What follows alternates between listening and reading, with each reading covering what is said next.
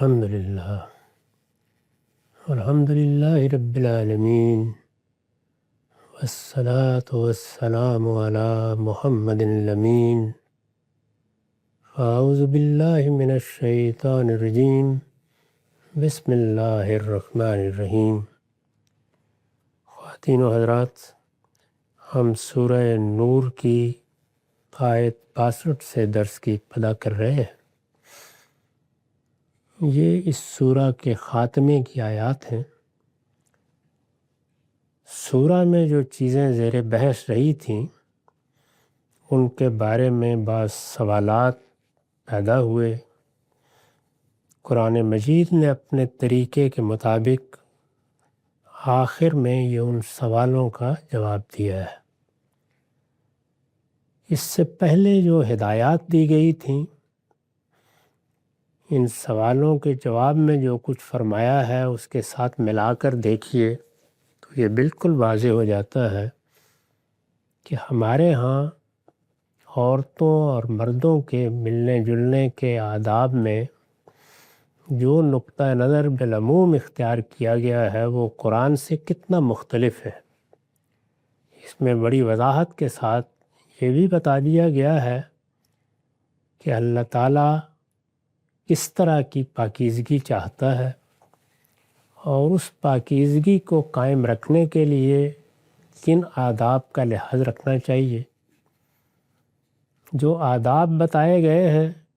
ان میں بھی دیکھ لیجئے، کسی جگہ بھی وہ تاثر کسی لفظ سے قائم نہیں ہوتا جو بالعموم مذہبی تشریحات کے نتیجے میں سامنے آتا ہے۔ اور صرف یہی نہیں ہے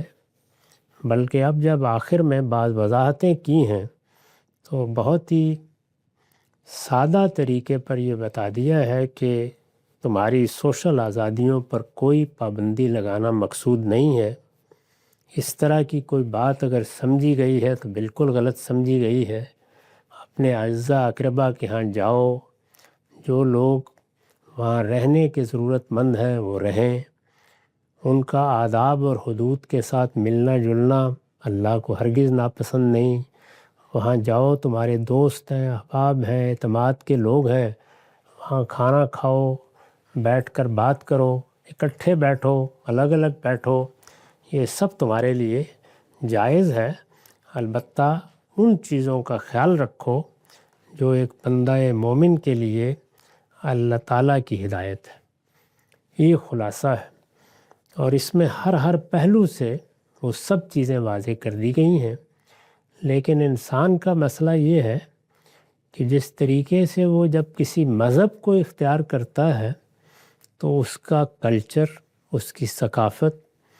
اور اس کی سیاسی ضرورتیں اس سے متعلق ہو جاتی ہیں،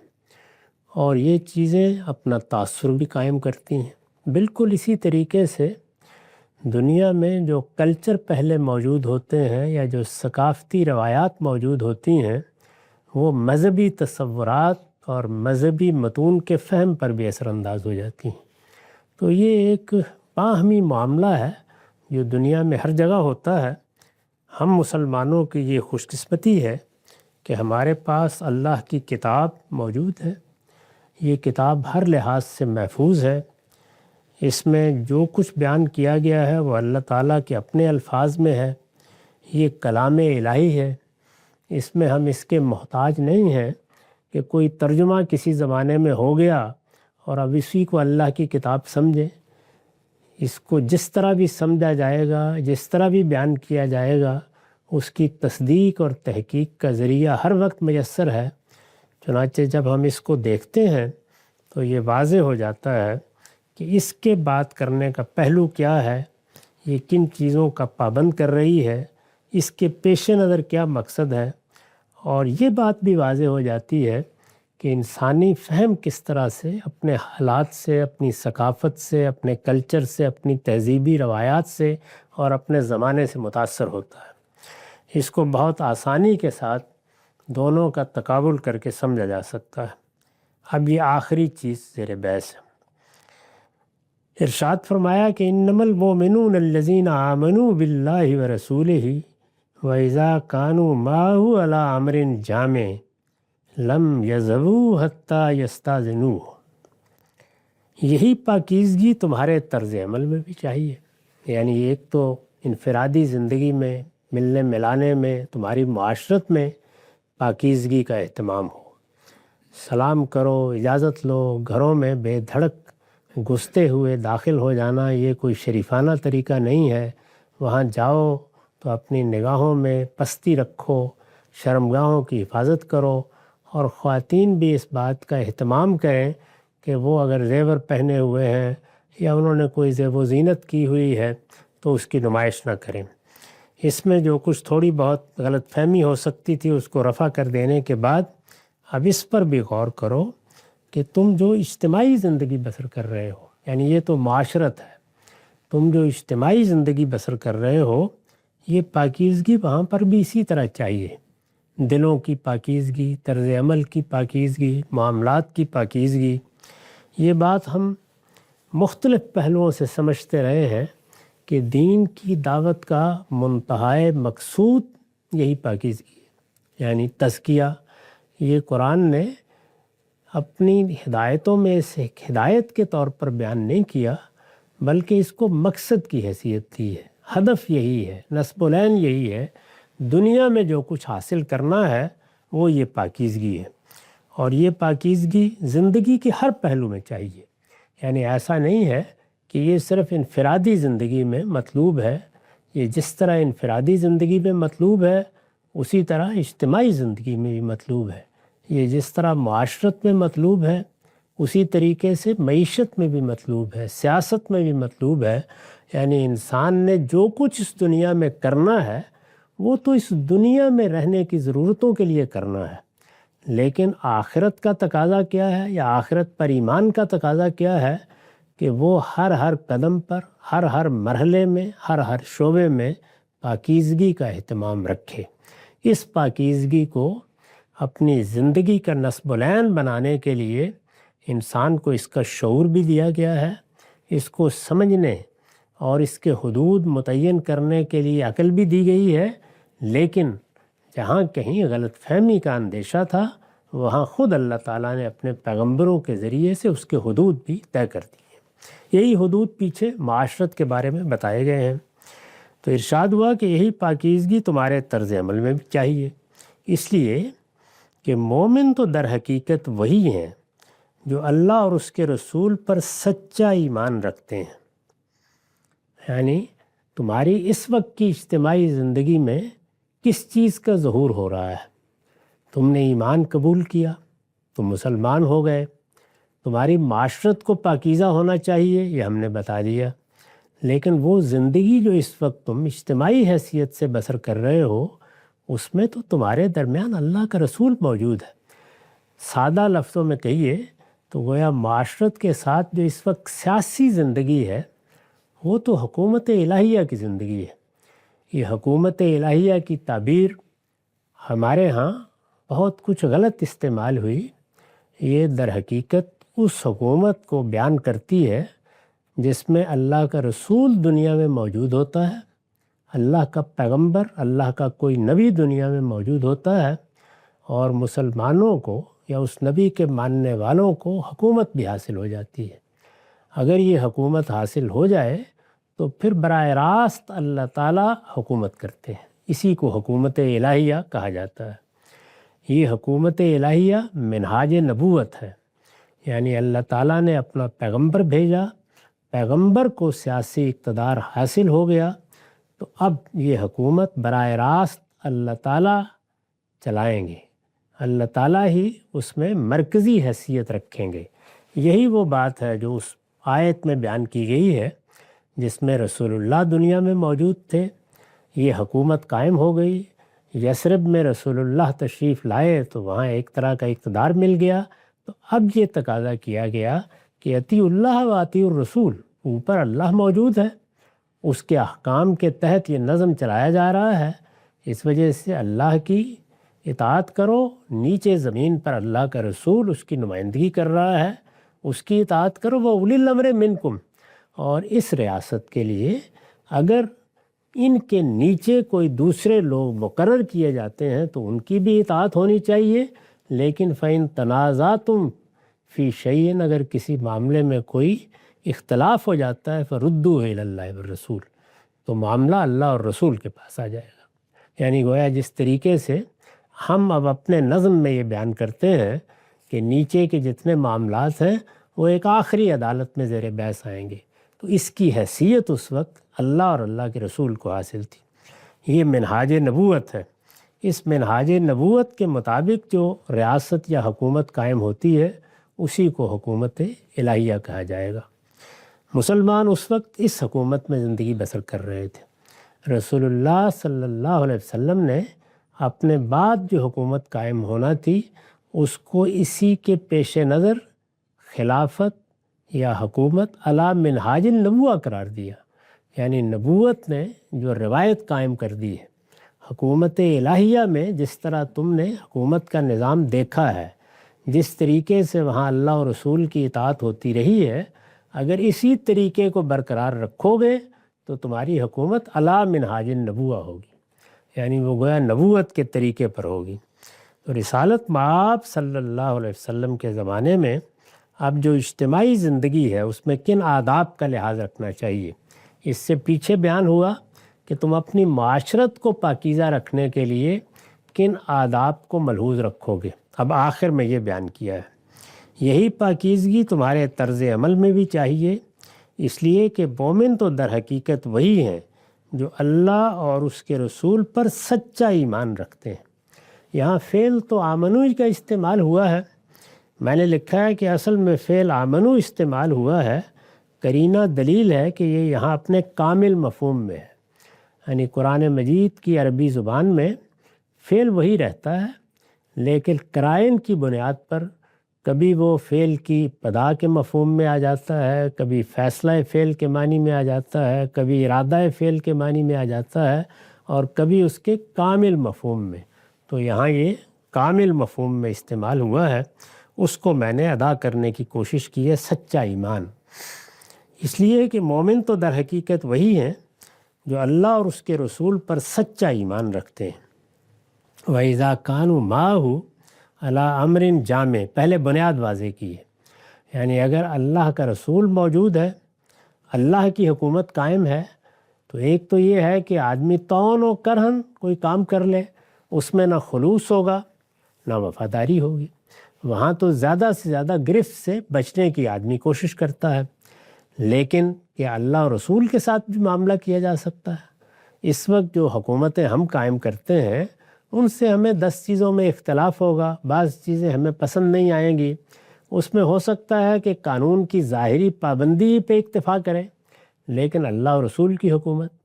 یعنی جہاں اللہ تعالیٰ آسمان سے حکم دے رہا ہے، اس کا رسول ان احکام کو نافذ کرنے کے منصب پر فائز ہے، اس میں یہ بتایا کہ سچا ایمان ضروری ہے۔ یعنی یہ حکومت اب دنیا کی عام حکومتوں کی طرح نہیں ہے، اور اسی طرح سے اس میں جو نظم قائم کیا گیا ہے وہ بھی اس طرح کا نظم نہیں ہے جیسے لوگ قائم کرتے ہیں۔ یہاں اللہ ہے اور اللہ کا رسول ہے اور تم ایمان لائے ہو، یعنی یہ محض اس حکومت کی اطاعت نہیں قبول کی گئی، تم اللہ اور رسول پر ایمان لائے ہو۔ حکومت، نظم اجتماعی وہ اس کے نتیجے کے طور پر قائم ہوا ہے،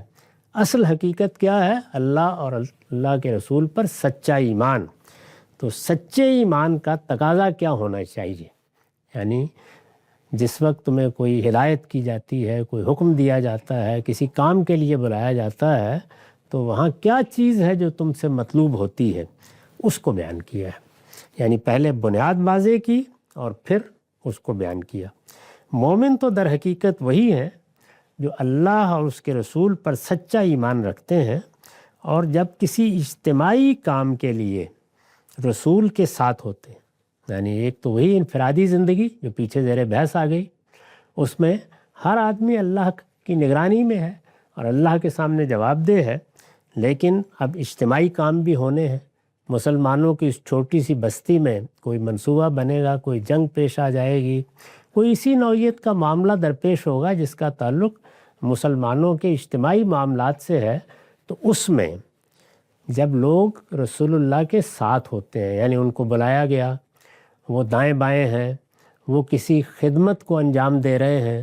کوئی جنگی ضرورت پیش آ گئی ہے، حفاظت کا کوئی مسئلہ درپیش ہے، مشورے کی کوئی مجلس ہے، لوگوں کے باہمی معاملات میں کوئی کام انجام دینا ہے، جو اجتماعی زندگی کی ضرورتیں ہوتی ہیں، تو فرمایا جب کسی اجتماعی کام کے لیے رسول کے ساتھ ہوتے ہیں، کون؟ سچا ایمان رکھنے والے لوگ، تو ارشاد ہوا کہ لم یذبوا حتی یستاذنوہ، تو جب تک اس سے اجازت نہ لے لیں وہاں سے نہیں جاتے۔ یعنی اگر اللہ اور رسول نے بلایا ہے اور ان کی طرف سے کسی ذمہ داری کے لیے لوگوں کو اکٹھا کیا گیا ہے، ان کے درمیان اللہ کا رسول موجود ہے، تو یہ کیا کسی مومن کے لیے، کسی سچے صاحب ایمان کے لیے بہانہ سازی کا کوئی موقع ہے؟ کیا یہ ہونا چاہیے؟ اس پہلو کو واضح کیا ہے کہ جب کسی اجتماعی کام کے لیے رسول کے ساتھ ہوتے ہیں تو جب تک اس سے اجازت نہ لیں، یعنی اگر ایمان سچا ہے تو پھر اجازت کے بغیر کوئی بہانہ کرنا، ادھر سے نکل جانا، ادھر سے نکل جانا، آگے اس کی تصویر کھینچی ہے، تو جب تک اس سے اجازت نہ لیں وہاں سے نہیں جاتے۔ لم یذبوا حتی یستاذنوہ ان الذین یستاذنونک اولئک الذین یؤمنون باللہ ورسولہ۔ ارشاد فرمایا کہ جو لوگ تم سے اجازت لے کر جاتے ہیں، جانا پڑ جاتا ہے، زندگی کی ضروریات ہیں، معاشرت کے تقاضے ہیں، اس وجہ سے یہ نہیں فرمایا کہ وہ جاتے ہی نہیں، جانا بھی پڑ جاتا ہے، آتے ہیں، ذمہ داریوں میں شریک ہوتے ہیں، جو کام انہوں کو دیا جائے اس کو انجام دیتے ہیں، اور جانا پڑ جائے تو پھر باقاعدہ اجازت لے کے جاتے ہیں، یعنی جو قاعدہ ضابطہ ہے اس کی پیروی کرتے ہیں۔ جو لوگ تم سے اجازت لے کر جاتے ہیں وہی ہے پیغمبر اللہ اور رسول کے ماننے والے ہیں۔ یعنی یہ بتا دیا کہ یہاں تو سچے ایمان ہی کے ساتھ ایمان کو قبول ہونا ہے، تو اس لیے ماننے کو تو بہت سے لوگوں نے مان لیا ہے، لیکن جن لوگوں کے دلوں میں ایمان جاگزی ہے، راسخ ہو چکا ہے، اور وہ علم کے ساتھ اس ایمان کو قبول کیے ہوئے ہیں، قرآن مجید نے اس کے لیے ایک تعبیر اختیار کی ہے کہ وہ راسخون فی العلم ہے، تو اس طرح کے لوگ یہ حرکت کبھی نہیں کرتے کہ پیغمبر نے بلایا ہو، وہ پیغمبر کے ساتھ ہوں، کسی اجتماعی ذمہ داری میں شریک ہوں اور وہاں بغیر بتائے دائیں بائیں نکل جائے۔ تو ارشاد ہوا کہ یہ ایمان کے منافی ہے، اس لیے ہے پیغمبر وہی لوگ حقیقت میں اللہ اور اس کے رسول کے ماننے والے ہیں جو تم سے اجازت لے کر جاتے ہیں۔ ارشاد ہوا کہ فَإِذَا اسْتَأْذَنُوكَ لِبَعْضِ شَأْنِهِمْ فَأْذَن لِمَنْ شِئْتَ مِنْهُمْ وَاسْتَغْفِرْ لَهُمُ اللَّهَ إِنَّ اللَّهَ غَفُورٌ رَحِيمٌ۔ سو جب وہ اپنے کسی کام کے لیے تم سے اجازت مانگے، یعنی جب کوئی مجلس منعقد ہوئی ہے، کوئی ذمہ داری دی جا رہی ہے، لوگوں کو اکٹھا ہونے کے لیے کہا گیا ہے، وہ کوئی عبادت کی نوعیت کا معاملہ بھی ہو سکتا ہے اور اجتماعی زندگی کے دوسرے معاملات، تو جب یہ لوگ اجازت مانگیں، سو جب وہ اپنے کسی کام کے لیے تم سے اجازت مانگیں، فَإِذَا لِبَعْضِ شَأْنِهِمْ، کوئی کام پڑ گیا، گھر کی کوئی ضرورت ہے، کوئی سودا سلف لے کے کسی کو دینا ہے، کسی کے بیمار ہونے کی اطلاع مل گئی ہے، کوئی بھی معاملہ ہو اور وہ اجازت مانگیں، تو یہ نہیں ہے کہ پیغمبر اجازت دیں گے ہی نہیں، انسان ہے، انسانوں کی ضروریات کا خیال پیغمبر بھی رکھتے ہیں، تو ارشاد ہوا کہ فَأْذَن لِمَنْ شِئْتَ مِنْهُمْ، جس کو چاہو اجازت دے دیا کرو، یعنی اجازت دینے میں کوئی معنی نہیں ہے، یہ نہ اپنی کسی ضرورت کے لیے اجازت مانگنے میں کوئی معنی ہے، یعنی یہ وضاحت کر دی ہے کہ کہیں لوگ اس غلط فہمی میں نہ پڑ جائیں کہ اب کوئی کام بھی اگر ہے اور ضرورت بھی اگر ہے تو ہمیں اجازت نہیں مانگنی چاہیے، اس لیے کہ اللہ کے رسول کا معاملہ ہے، تو ارشاد فرمایا کہ اجازت مانگ کر جانا چاہیے، اور اگر اجازت مانگی جائے تو اللہ کے پیغمبر بھی اجازت دیں گے جس کو چاہیں گے، یعنی ایسا نہیں ہے کہ وہ کسی ضرورت سے نظر انداز کر دیں یا تمہارے معاملات کے معاملے میں کوئی ظلم کریں یا زیادتی کریں، وہ اجازت دے دیں گے، اور فرمایا کہ جو لوگ اس طرح واقعی ضرورت کے لیے اجازت مانگتے ہیں، تم بھی مطمئن ہو کہ وہ اجازت مانگ سکتے تھے، ان کو اجازت دی جانی چاہیے، تو وہ جب جائیں تو وَاسْتَغْفِرْ لَهُمْ، ان کے لیے اللہ سے مغفرت کی دعا کرتے رہو، یعنی اس میں یہ بات بھی واضح ہے کہ اس طرح کی اجازت کے معاملے میں بھی اگر کہیں کوئی کمزوری ہو گئی ہے یا اجازت تو ٹھیک مانگی گئی ہے لیکن نہ لی جاتی تو بہتر تھا، تو ان سارے پہلوؤں کو سامنے رکھ کر رسالت مآب صلی اللہ علیہ وسلم کو توجہ دلائی کہ اچھے ہیں، مومنین ہیں، دل کے سچے ہیں،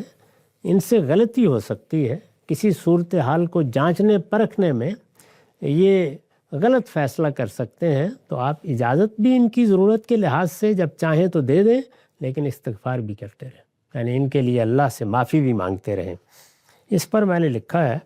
اس سے معلوم ہوا کہ خدا کے رسول سے اس طرح کی اجازت کسی ناگزیر ضرورت ہی کے لیے مانگنی چاہیے۔ یعنی ظاہر ہے کہ رسول اللہ نے اگر بلایا ہے اور لوگ رسول اللہ کے ساتھ ہیں تو یہ محض بلانے کے لیے تو نہیں بلایا ہوگا، کوئی کام ہوگا، کوئی ذمہ داری ہوگی، کوئی پیش نظر مقصد ہوگا، تو اس مقصد میں اگر اللہ کے رسول نے شرکت کی دعوت دی ہے تو پھر ہر مسلمان کو معلوم ہونا چاہیے کہ کوئی ناگزیر ضرورت ہی ایسی ہو سکتی ہے جس کے لیے اجازت لینی پڑے۔ اس سے معلوم ہوا کہ خدا کے رسول سے اس طرح کی اجازت کسی ناگزیر ضرورت ہی کے لیے مانگنی چاہیے، اس لیے کہ یہ بھی کوئی پسندیدہ چیز نہیں ہے۔ یعنی آدمی کو پوری طرح اطمینان کر لینا چاہیے کہ میرے لیے جانا ضروری ہو گیا ہے۔ چھوٹی موٹی چیز اگر کوئی پیش آئی ہے اس کو نظر انداز کیا جا سکتا ہے، جو کسی دوسری طریقے سے بھی ہو سکتی ہے، تو اس میں اجازت نہیں مانگنی چاہیے۔ استاذ امام لکھتے ہیں، اس لیے کہ رسول کی مائیت و نصرت، یعنی یہ بات کہ اللہ کے رسول ہمارے درمیان میں ہے، ہم نے اس کا ساتھ دینا ہے، اس کی آواز پر لبیک کہنی ہے، اس کے کاموں میں اس کی مدد کرنی ہے، تو یہ مائیت، یہ نصرت، اس لیے کہ رسول کی مائیت و نصرت سے بڑھ کر بالخصوص جب کہ کوئی اجتماعی ضرورت درپیش ہو، کوئی دوسرا کام نہیں ہو سکتا۔ یعنی اللہ کے پیغمبر کی موجودگی میں اگر اجتماعی مقاصد کے لیے آواز دی جاتی ہے تو اس کا ایک ہی جواب ہو سکتا ہے، وہ لبیک ہے۔ یعنی آدمی کو ایسے ہی حاضر ہونا چاہیے، کوئی دوسرا کام اس موقع پر اصلاً کوئی اہمیت نہیں رکھتا۔ لیکن انسانی کمزوریوں کو پیش نظر رکھ کر رسول کو یہ اجازت دے دی گئی کہ اگر وہ کسی کو اجازت دینا چاہیں تو دے سکتے ہیں، اور اس کی اس کمزوری کے لیے اللہ سے استغفار کریں۔ یعنی اصلاً تو اجازت مانگنی ہی نہیں چاہیے تھی، تاہم انسان کا معاملہ ہے، وہ بعض اوقات ناگزیر صورت میں مانگتا ہے، اس میں اگر کوئی کمزوری ہو گئی ہے یا چھوٹی چیز کو بڑا بنا لیا ہے، یا کوئی ایسا معاملہ ہے جو کسی دوسری طریقے سے بھی سنبھالا جا سکتا تھا اور یہ اہمیت محسوس نہیں کی، پھر بھی اجازت مانگی ہے تو رسول اللہ دے دیں گے، لیکن فرمایا کہ یہ نہیں مانگنی چاہیے تھی۔ تو اللہ کا پیغمبر تمہارے لیے مغفرت کی دعا کرے۔ ان اللہ غفور الرحیم، بے شک اللہ بخشنے والا ہے، اس کی شفقت ابدی ہے۔ یہ وہی قاعدہ ہے جو پورے دین میں اللہ تعالیٰ کے ساتھ معاملے میں بیان کیا گیا ہے کہ اصلاً تو آدمی کو میرٹ پر پورا اترنے کی کوشش کرنی چاہیے۔ یعنی اللہ تعالیٰ نے کچھ چیزوں کو لازم کر دیا ہے، کچھ کو ممنوع کر دیا ہے، اہداف مقرر کر دیے ہیں، ایک نصب العین دے دیا ہے، آخری درجے میں اس کو حاصل کرنے کی جدوجہد کرنی چاہیے۔ یہ میرٹ پر کامیابی ہے، لیکن اس کائنات کا پروردگار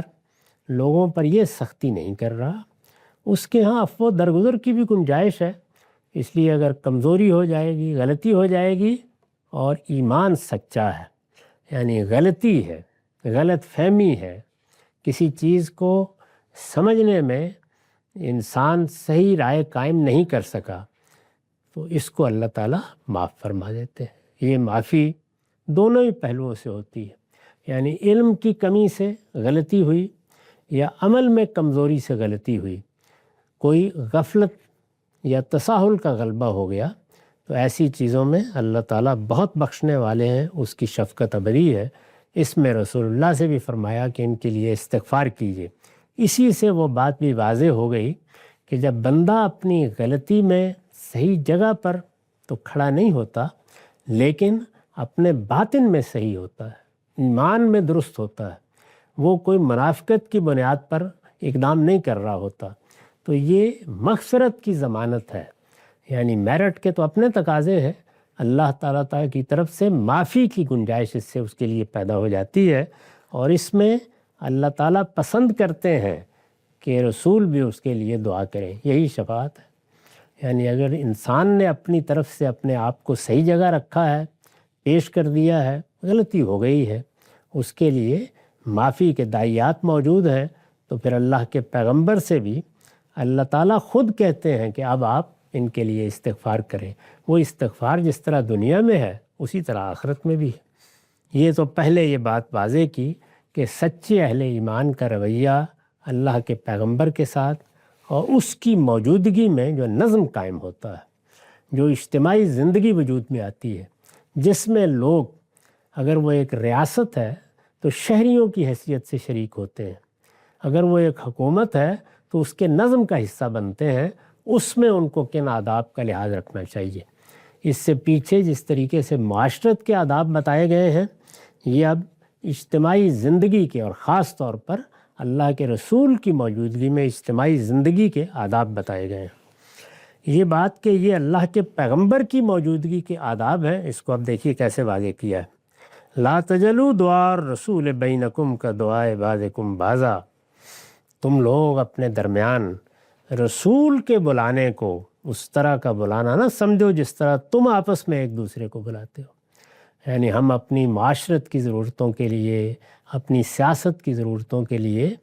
بلاتے ہیں ایک دوسرے کو، یہ ہمارا بلانا ہے۔ اس میں انسان سے کوتاہی بھی ہوتی ہے اور بعض اوقات غلط اقدام بھی کرتا ہے، ذمہ داری کو پورا نہیں کرتا، تو فرمایا کہ وہ چیزیں بھی اخلاقی اصولوں پر جواب دہی کے احساس کے ساتھ ہونی چاہیے، لیکن رسول کا معاملہ عام اجتماع کا معاملہ نہیں ہے، عام حکومت کا معاملہ نہیں ہے، نظم اجتماعی کی عام ذمہ داریوں کا معاملہ نہیں ہے۔ اللہ کا پیغمبر زمین پر موجود ہے، نظم اجتماعی اس کی قیادت میں قائم ہے، تو رسول کے بلانے کو اس طرح کا بلانا نہ سمجھو جس طرح تم آپس میں ایک دوسرے کو بلاتے ہو۔ لا تجلوا دعاء الرسول بینکم کا دعائے بعضکم بعضا قد یعلم اللہ الذین یتسللون منکم لواذا، اللہ ان لوگوں کو خوب جانتا ہے۔ یہ اب سبب کیا ہوا ہے، وجہ کیا ہوئی ہے؟ جس طریقے سے پیچھے جو آداب بتائے گئے اس کے کچھ اسباب تھے، ان پر ہم تفصیل سے گفتگو کر چکے ہیں، جن کے پیش نظر اللہ تعالیٰ نے پھر وہ ہدایات دیں۔ فرمایا اللہ ان لوگوں کو خوب جانتا ہے جو تم میں سے ایک دوسرے کی آڑ لیتے ہوئے چپکے سے چلے جاتے رہے۔ یعنی کیا ہوا ہے؟ وہ یہ ہوا ہے، تم ایمان کا اظہار کر کے آئے ہو، رسول کی اطاعت کا عہد کر کے آئے ہو، اور پھر رسول کے بلانے پر رسول کے ساتھ بیٹھے ہوئے تم نے اس طرح کی حرکتیں کی ہیں۔ یہ رسول سے چھپی رہ سکتی ہیں، مسلمانوں سے چھپی رہ سکتی ہیں، اللہ ان کو خوب جانتا ہے۔ اللہ ان لوگوں کو خوب جانتا ہے جو تم میں سے ایک دوسرے کی آڑ لیتے ہوئے چپکے سے چلے جاتے رہے ہیں۔ اس پر میں نے لکھا ہے، اصل الفاظ ہیں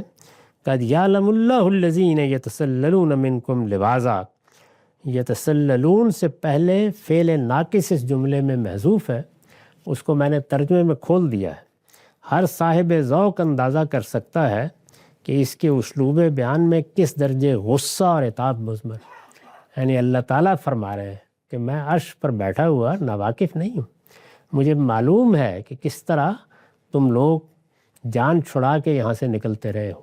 کس طرح آڑ لے کے جاتے رہے ہو، کس طرح کے بہانے کرتے رہے ہو، یہ سب مجھ کو معلوم ہے۔ اس لیے فَلْيَحْذَرِ الَّذِينَ يُخَالِفُونَ عَنْ أَمْرِهِ أَن تُصِيبَهُمْ فِتْنَةٌ أَوْ يُصِيبَهُمْ عَذَابٌ أَلِيمٌ۔ سو ان لوگوں کو ڈرنا چاہیے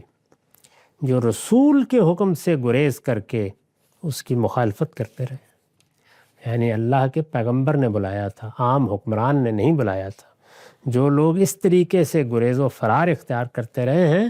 ان کو ڈرنا چاہیے،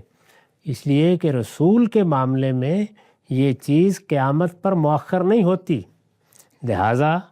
ان لوگوں کو جو رسول کے حکم سے گریز کر کے اس کی مخالفت کرتے رہے ہیں، میں نے وضاحت کی ہے یہاں جس مخالفت کا ذکر ہے اس کی نوعیت در حقیقت گریز و فراری کی تھی۔ یعنی وہاں یہ نہیں کہ سامنے آ کر کوئی مخالفت کی گئی ہے، بلکہ اس طریقے سے آڑ لیتے ہوئے نکل جانا، اس عمل کو مخالفت سے تعبیر کیا ہے۔ چنانچہ یخالفین کا یخالفون کا صلہ ان کے ساتھ آیا ہے، جس سے یہ گریز و فرار کے مفہوم پر متضمن ہو گیا ہے۔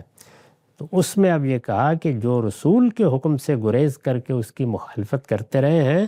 ان کو ڈرنا چاہیے کہ ان پر کوئی آزمائش آ جائے یا ان کو دردناک عذاب آ پکڑے۔ یہ معاملہ اللہ کے رسول کا ہے، اس میں دنیا ہی میں عدالت لگی ہوئی ہے۔ ارشاد ہوا الا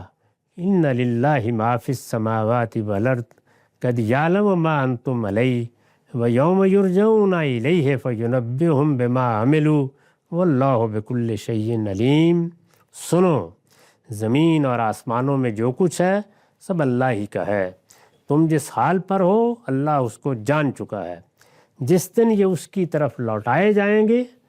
تو وہ انہیں بتا دے گا جو کچھ یہ کرتے آئے ہیں، اور یاد رکھو کہ اللہ ہر چیز سے واقف ہے۔ اس میں ایک اسلوب کا پہلو یہ ہے کہ جو بات